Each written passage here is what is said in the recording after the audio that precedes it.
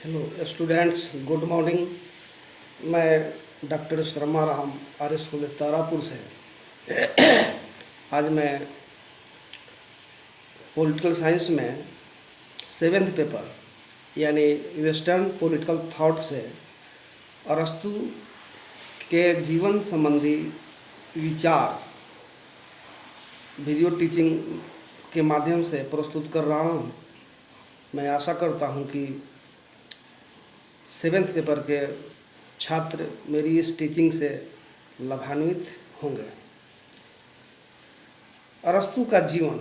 आज विश्व अरस्तु से एथेंस के विचारक के रूप में परिचित है, किंतु वह एथेंस का जन्मजात नागरिक नहीं था।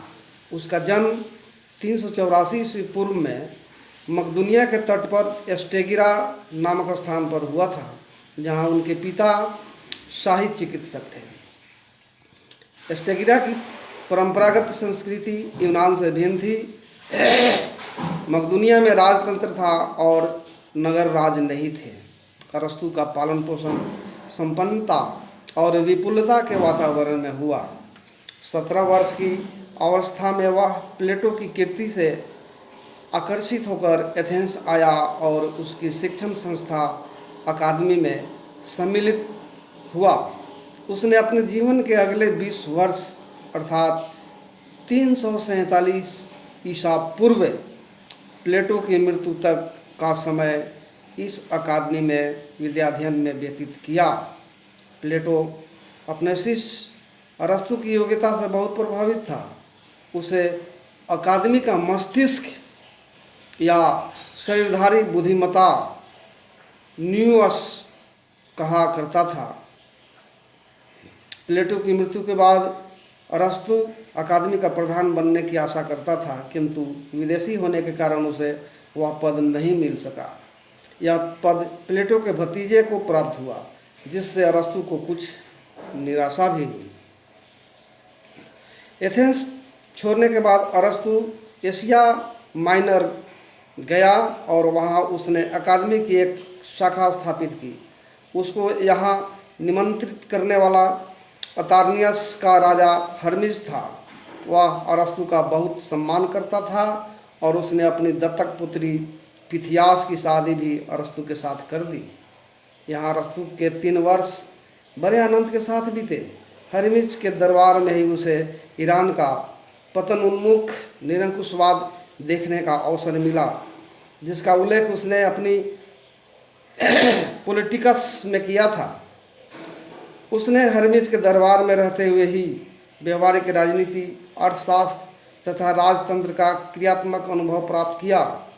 342 ईस्वी पूर्व में उसे मकदूनिया बुलाया गया और मकदूनिया के शासक फिलिप ने अपने 13 वर्षीय पुत्र सिकंदर की शिक्षा का भार उसे सौंपा। अरस्तु 6 वर्ष तक यहाँ रहा। सिकंदर अपने गुरु अरस्तु का बहुत सम्मान करता था और 335 ईस्वी पूर्व में सिकंदर ने राजगद्दी पर बैठते ही अपने गुरु के विध्वंस नगर को पुनः बनवा दिया। जब सिकंदर विश्व विजय के लिए निकला तो अरस्तु एथेंस लौट आया और वहाँ एक स्वतंत्र विचारक के रूप में जम गया। एथेंस में उसने अपना एक निजी शिक्षालय स्थापित किया, जो लिसियस के नाम से विख्यात हुआ। वह 12 वर्ष तक इसका प्रधान रहा और इस काल में उसे सिकंदर के बराबर सहायता मिलती रही। 322 ईस्वी पूर्व में सिकंदर की मृत्यु के बाद जब मकदूनिया विरोधी दल को एथेंस में सत्ता प्राप्त हुई, तो अपने आप को सुकरात वाली स्थिति से बचाव के लिए वह कलसिस को भाग गया, क्योंकि धर्म के प्रति अविश्वास का आरोप उस पर लगाया जा चुका था। भागते समय उसने कहा था कि मैं एथेंस वासियों को दर्शन के विरुद्ध दूसरी बार अपराध करने का मौका नहीं दूंगा। उसी वर्ष उसकी मृत्यु हो गई। कुछ व्यक्तियों का विचार है कि उसकी मृत्यु स्वाभाविक न होकर आत्महत्या का परिणाम थी। यद्यपि अरस्तु ने अपने 62 वर्ष के जीवन काल में यूनान में इतिहास का अत्यंत संकटपूर्ण दौर देखा था, किंतु जैसा कि फॉस्टर ने लिखा है, उस पर अपने समय की हलचलों का कोई प्रभाव नहीं पड़ा और वह समकालीन घटनाओं से बिल्कुल विरक्त रहा।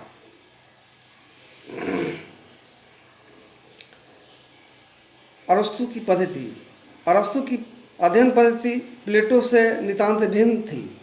आदर्श राज तथा उसकी संस्थाओं की रचना करने में प्लेटो ने कल्पना प्रधान पद्धति को अपनाया था, जिसमें पर्यवेक्षक और ऐतिहासिक अध्ययन के लिए कोई स्थान नहीं था, किंतु अरस्तु के वैज्ञानिक अध्ययन ने उसमें तथ्यों के प्रति प्रेम उत्पन्न कर दिया था।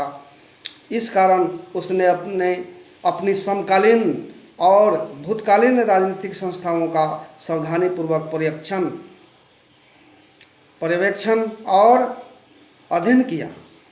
इस प्रकार उसकी पद्धति आनुभविक और आगमनात्मक है। उसकी यह पद्धति ऐतिहासिक प्रवृत्ति, दृष्टिकोण, परंपरा प्रेम तथा जनमत का सम्मान करने की तत्परता से निर्धारित हुई है। यथार्थवादी दृष्टिकोण उसकी पद्धति का मूल तत्व है। अब अरस्तु की रचनाएं, वर्क्स क्या क्या हैं। अरस्तु सर्वतोमुखी प्रतिभा का धनी विलक्षण व्यक्ति था। उसने प्राणी शास्त्र, प्राकृतिक विज्ञान, ज्योतिष शास्त्र, शिक्षा, मनोविज्ञान, तर्कशास्त्र, अर्थशास्त्र, राजनीति शास्त्र, भाषण कला और काव्य लेखन आदि सभी विषयों पर ग्रंथ की रचना की, जिसकी संख्या कुल मिलाकर 400 से ज़्यादा बतलाई जाती है। राजनीति शास्त्र पर उसकी सर्वाधिक महत्वपूर्ण रचना 2 हैं। सर्वाधिक महत्वपूर्ण है पॉलिटिकस और अपेक्षाकृत कम महत्वपूर्ण एथेंस का संविधान, कॉन्स्टिट्यूशन ऑफ एथेंस। बार्कर ने अरस्तु की पॉलिटिकस को राजनीति के क्षेत्र में मैग्नम ओपस या राजनीति की सर्वश्रेष्ठ रचना कहा है। अरस्तु की यह रचना पॉलिटिकस 8 भागों में विभाजित है। प्रिय छात्रों, आज मैंने अरस्तु के जीवन संबंधी विचार प्रस्तुत किया है। मैं आशा करता हूं कि मेरी इस टीचिंग से आप अपनी अरस्तु के जीवन संबंधी तैयारी कर सकेंगे। धन्यवाद।